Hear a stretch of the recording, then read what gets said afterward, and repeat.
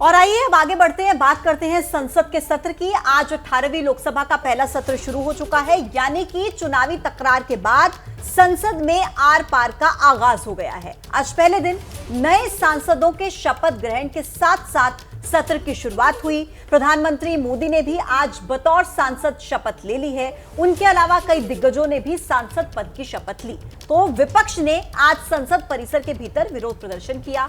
हाथों में संविधान की कॉपी लेकर वो इकट्ठा हुए और ये साफ कर दिया कि ये सत्र हंगामेदार होगा, क्योंकि इस बार बीजेपी को अकेले के दम पर बहुमत नहीं मिला है। तो वहीं विपक्ष इस बार पहले से ज्यादा मजबूत स्थिति में दिख रहा है, लिहाजा अब वो सरकार को हर मुद्दे पर घेरने के लिए कमर कस चुका है। तो सरकार भी विपक्ष पर पलटवार के लिए रेडी है। आज संसद परिसर से प्रधानमंत्री मोदी ने विपक्ष पर आपातकाल वाला अटैक किया, तो उधर राहुल गांधी ने भी पलटवार में देरी नहीं की।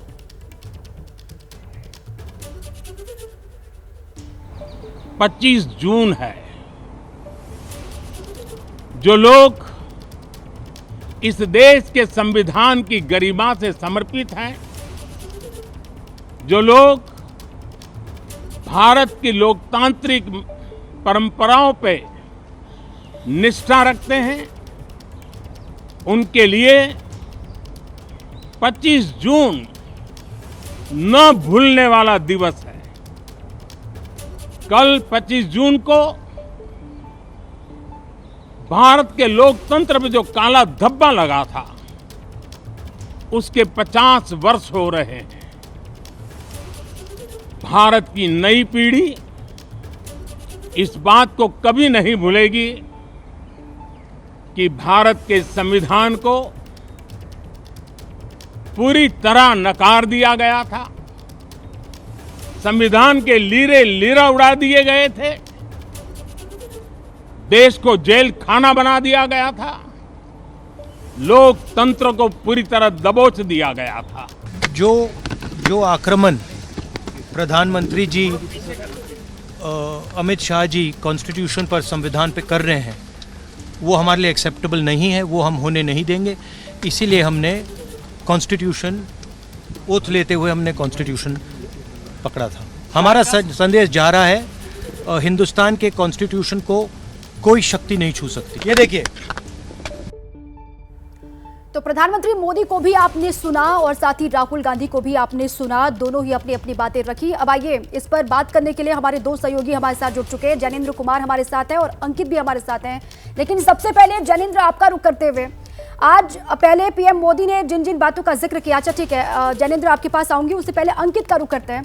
अंकित, आज जो कुछ भी हुआ, जो बातें कही गई, वो सरकार की तरफ से हो या फिर विपक्ष ने जिस तरीके से हंगामा किया, प्रदर्शन किया, सरकार के अलग अलग मसलों को लेकर विरोध किया, उससे ये तो तय हो गया है कि ये पूरा सत्र किस तरीके से हंगामेदार रहने वाला है। संख्या बल में विपक्ष मजबूत है, तो इसलिए मजबूती दिखाने की कोशिश पूरी की जाएगी सदन के भीतर। जी बिल्कुल, सदन के भीतर भी और सदन के बाहर भी लगातार विपक्ष हमलावर है और विपक्ष के सामने इस वक्त जो है कई सारे मुद्दे भी हैं, जिसमें से दो मुद्दों की अगर मैं बात करूं तो एक तो संविधान की किताब लेकर के जिस तरीके से तमाम विपक्षी सांसदों ने सरकार को घेरने की कोशिश की है। पहले ही दिन जिस तरीके से प्रोटेम स्पीकर की नियुक्ति की गई है, उसको लेकर के विपक्ष सवाल खड़ा करता रहा और बाकायदा संसद भवन परिसर में ही मार्च किया, जिसकी अगुवाई सोनिया गांधी और राहुल गांधी और मल्लिकार्जुन खड़गे ने की। तो वहीं सदन के भीतर और बाहर अभी अब जो विपक्ष जो हमलावर है वो नीट मुद्दे को लेकर भी है। तो ये दो ऐसे मुद्दे हैं जिसको लेकर के विपक्ष ने अपनी रणनीति साफ कर दी है कि इन दोनों मुद्दों को लेकर के सरकार को घेरेंगे। वहीं अगर सत्ता पक्ष की बात की जाए, प्रधानमंत्री ने सदन की शुरुआत होने से पहले ही जिस तरीके से आपातकाल का जिक्र किया है, वो एक ऐसा मुद्दा है जिसको लेकर के बीजेपी एक रणनीति बना रही है कि कैसे लोगों के जहन में ये फिर से याद दिलाया जाए कि कैसे जब कांग्रेस की सरकार थी उस दौरान देश में आपातकाल लागू किया गया था। वहीं बात की जाए संविधान की, तो संविधान को लेकर के बीजेपी का रुख साफ है कि कहीं से कोई अपमान नहीं हो रहा, कहीं कोई बदलाव नहीं हो रहा, विपक्ष सिर्फ गुमराह कर रहा है। और नीट को लेकर के बीजेपी और सरकार का साफ यही कहना है कि उचित जो भी कार्रवाई होगी वो की जाएगी और ऑलरेडी पिछले 2 दिनों के दौरान वो कार्रवाई की जा रही है। जी अंकित, आप रहिए मेरे साथ। जैनेंद्र आपके पास भी आएंगे, लेकिन देखिए एक बड़ी खबर आ रही है। साइकोलॉजिकली बैकफुट पर नरेंद्र मोदी बस अपनी सरकार बचाने में व्यस्त हैं और ये बयान जो है ये दिया गया राहुल गांधी की तरफ से। नरेंद्र मोदी जी और उनकी सरकार का संविधान पर आक्रमण हमारे लिए एक्सेप्टेबल नहीं है और ये हम किसी भी हाल में नहीं होने देंगे। और देखिए, इंडिया का मजबूत विपक्ष अपना दबाव जारी रखेगा। राहुल ने कहा लोगों की आवाज उठाएगा और प्रधानमंत्री को बिना जवाबदेही बचकर निकलने विपक्ष नहीं देगा। तो ये बात कहते हुए राहुल गांधी नजर आए। उन्होंने कहा कि इंडिया का मजबूत विपक्ष दबाव बनाए रखेगा और जवाबदेही से बचकर निकलने नहीं देंगे सरकार को। जैनेंद्र, 10 साल के बाद एक स्ट्रॉन्ग पोजीशन में आया विपक्ष जिस तरीके से अब घेरने की कोशिश कर रहा है सरकार को, और चुनाव के समय भी हमने देखा संविधान का मुद्दा उठाया और अभी भी ये बातें कहते हुए राहुल गांधी नजर आ रहे हैं। लेकिन सरकार ने भी तो कोई रणनीति बनाई होगी, किस तरीके से बचाव करेगी सरकार अपना?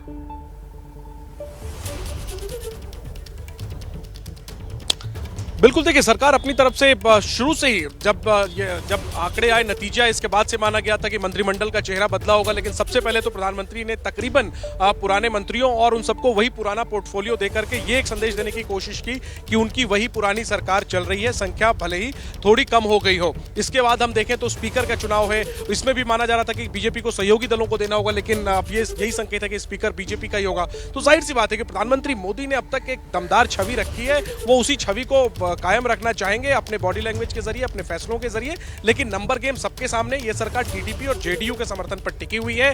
विपक्ष अपनी तरफ से पूरी कोशिश करेगा कि सरकार का इकबाल जो है वो कमजोर हो और सरकार को दोनों मोर्चों पे घेरने की कोशिश है। एक तो संविधान वाला मोर्चा, देखिए प्रधानमंत्री इमरजेंसी की बात करते हैं वो अतीत की बात है, लेकिन राहुल गांधी जब संविधान की बात करते हैं वो आज की बात कर रहे हैं। तो जाहिर सी बात है सरकार जो है वो संविधान के मोर्चे पर बीजेपी जवाब नहीं दे पाई चुनाव में, नतीजा सबके सामने है। यही वजह है कि वो नैरेटिव विपक्ष छोड़ना नहीं चाहता। और इसके बाद जिस तरीके से रेल हादसा हुआ है सरकार बनने के बाद, नीट परीक्षा को लेकर आरोप लगे हैं, कई परीक्षाएं रद्द हुई हैं, इसके बाद सरकार मुद्दों पर भी घिरी हुई है। और यही वजह है कि संसद के पहले दिन ही विपक्ष ने अपने तेवर साफ कर दिए हैं कि वो सरकार पर दबाव बनाए रखेगी। लेकिन देखना यही दिलचस्प होगा कि सरकार कैसे कम संख्या बल होने के बावजूद एक मजबूत सरकार का संदेश देने की कोशिश करती है, क्योंकि विपक्ष की तो पूरी कोशिश रहेगी कि सरकार को कमजोर बताया जाए और आने वाले दिनों में सरकार को अपदस्थ करने की भी कोशिश की जाए। जी, विपक्ष की पूरी कोशिश ये होगी ज्ञानेंद्र, आप एकदम ठीक कह रहे हैं, विपक्ष की पूरी कोशिश ये होगी कि सरकार को कमजोर फील करवाया जाए, दबाव बढ़ाया जाए। लेकिन सरकार की कोशिश ये होगी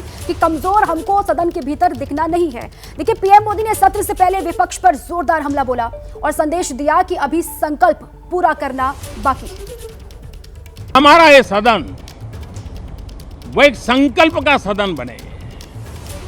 हमारी 18वीं लोकसभा संकल्पों से भरी हुई हो, ताकि सामान्य मानवी के सपने साकार हो। जब देश की जनता ने तीसरे कार्यकाल के लिए भी एक सरकार को पसंद किया है, मतलब उसकी नीयत पर मोहर लगाई है, उसकी नीतियों पर मोहर लगाई है, जनता जनार्दन के प्रति उसके समर्पण भाव को मोहर लगाई है। मैं देशवासियों को आज विश्वास दिलाता हूं कि हमारे तीसरे कार्यकाल में हम पहले से 3 गुना ज्यादा मेहनत करेंगे। हम परिणामों को भी 3 गुना ला करके रहेंगे और इस संकल्प के साथ हम इस नए कार्यभार को लेकर के आगे चल रहे हैं। देश के सामान्य नागरिकों की विपक्ष के नाते उनकी भूमिका की अपेक्षा करता है, लोकतंत्र की गरिमा को बनाए रखने की अपेक्षा करता है।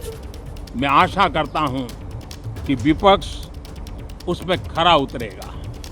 लोग सब्सटेंस चाहते हैं, स्लोगन नहीं चाहते हैं।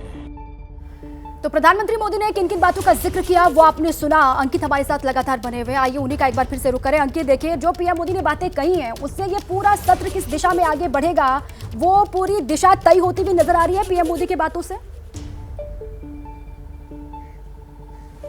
जी बिल्कुल, वो भी तय होती हुई नजर आ रही है। और दूसरी महत्वपूर्ण चीज, प्रधानमंत्री लगातार इस बात का जिक्र आज भी किया, इससे पहले भी करते रहे हैं कि ये पूर्ण बहुमत वाली एनडीए सरकार है। हालांकि अंतर इतना है कि इससे पहले पूर्ण बहुमत वाली बीजेपी सरकार कही जाती थी, लेकिन इस बार पूर्ण बहुमत वाली एनडीए सरकार है। और लगातार बीजेपी की तरफ से, तमाम नेताओं की तरफ से ये कहा जाता रहा है कि विपक्ष का जो टोटल नंबर है उससे ज्यादा तो बीजेपी का नंबर अभी भी है। यानी कि भले ही बहुमत का आंकड़ा ना पार कर पाई हो बीजेपी अकेले, लेकिन अभी भी विपक्ष का जो साझा जितना नंबर है उससे ज्यादा बीजेपी का नंबर है और बहुमत अभी भी एनडीए के पास में है। तो ऐसे में अभी भी भी कड़े फैसले होंगे। और जिस तरीके से एक और महत्वपूर्ण चीज है कि तीसरा कार्यकाल जो पिछले 2 कार्यकालों के दौरान काम हुए हैं उससे भी ज्यादा तेजी से आगे बढ़ेगा। यानी साफ तौर पर प्रधानमंत्री का यही इशारा है कि ऐसा नहीं है कि बीजेपी का पास बहुमत नहीं है तो सरकार जो है कहीं से कमजोर हुई है।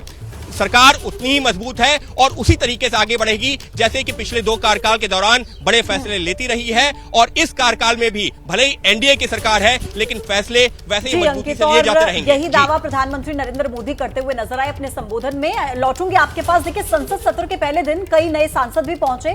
क्या कहा है बीजेपी सांसद कमलजीत सेहरावत ने, वो आप सुनिए।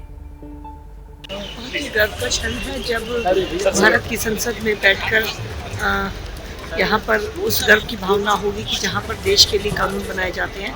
और उससे बड़ी सौभाग्य की बात है कि आदरणीय प्रधानमंत्री नरेंद्र मोदी जी का तीसरा कार्यकाल में मैं उनके साथ यहाँ पर मुझे मौका मिला है जिसमें ऐतिहासिक फैसले लिए जाएंगे जिन पर भारत आने वाले समय में भी तो देखिए किस तरीके से यहाँ पर दावा किया जा रहा है कि विपक्ष मजबूत स्थिति में है और अपनी बातों को रखेगा। और जिस तरीके से देखिए इस वक्त विपक्ष के पास दीपा मुद्दा भी है और किस तरीके से सदन में वो मुद्दा उठाया जाता है विपक्ष की तरफ से, ये देखना बहुत महत्वपूर्ण होगा।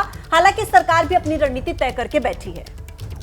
और देखिए, जो नए सांसद पहली बार नव निर्वाचित होकर के चुनकर के आए हैं उन्होंने भी शपथ ली है। संबित पात्रा ने भी शपथ ली और वो भी पहली बार ओडिशा के पुरी से चुनाव जीते हैं और संसद पहुंचे हैं। पिछली बार भी वो लड़े थे चुनाव लेकिन हार का सामना करना पड़ा था। इस बार जीते हैं और शपथ लेते हुए आज वो भी दिखाई दिए। क्या प्रायोरिटी रहेंगी इस नई सरकार में? अब तो आज पहली बार डेमोक्रेसी के इस मंदिर में जा रहे हैं। आप सबके आशीर्वाद की आवश्यकता है और प्रायोरिटी देश रहेगा, भारत रहेगा। सबसे पहले तो मैं परमात्मा का शुक्रगुजार करता हूं और हम अपनी लोकसभा के सभी वोटर साहबानों का धन्यवाद करता हूं और जितने भी हमारे साथी चुन के आए हैं तमाम पार्टीज के, सबको शुभकामनाएं। हम लोगों ने देश के लोकतंत्र और संविधान को बचाने के मुद्दे पर लड़ा है और हमारी कोशिश भी रहेगी कि जो हमारी डेमोक्रेटिक प्रणाली है वो देश की मजबूत हो, लोकतंत्र में और संविधान की तमाम जो मर्यादाएं हैं वो मजबूती आए। तो संसद में कई नए चेहरे दिखे जो पहली बार चुनकर आए हैं और मजबूती के साथ अपनी बात रखते हुए नजर आए। सुप्रीम कोर्ट से दिल्ली के मुख्यमंत्री अरविंद केजरीवाल को राहत नहीं मिली। सुप्रीम कोर्ट ने केजरीवाल की अर्जी पर सुनवाई करते हुए कहा कि पहले हाईकोर्ट का आदेश आने दीजिए जिसके बाद इस पर सुनवाई होगी। और इसके बाद अब बुधवार यानी कि 26 जून को सुप्रीम कोर्ट केजरीवाल के मामले को लेकर सुनवाई करेगा। अब ऐसे में आज भी अरविंद केजरीवाल को राहत नहीं मिली है। जहां उम्मीद आम आदमी पार्टी को थी, उस उम्मीद पर देखिए किस तरीके से पानी फिरा है। जमानत को लेकर हाईकोर्ट के स्टे के खिलाफ याचिका, जिस पर सुप्रीम कोर्ट ने कहा कि हाईकोर्ट के आदेश का इंतजार कीजिए। हमने हाई कोर्ट के ऑर्डर को, जो ट्रायल कोर्ट का जो ऑर्डर था जिसमें अरविंद केजरीवाल जी को बेल दी गई थी, जिस तरीके से हाई कोर्ट ने उसको स्टे कर दिया था, उस कोर्ट के ऑर्डर को, हाई कोर्ट के ऑर्डर को हमने चैलेंज किया। मैटर जो है मेंशन किया गया अर्जेंटली। आज जो है हियरिंग हुई है। माननीय सुप्रीम कोर्ट ने ये कहा है कि चूंकि अभी हाई कोर्ट का जो फाइनल जजमेंट है इंटरिम स्टे पे वो अभी नहीं आया है तो हमें वेट करना चाहिए। तो मैटर जो है वो एडजर्न किया गया है परसों के लिए और फिर दोबारा जो है हियरिंग रिज्यूम होगी।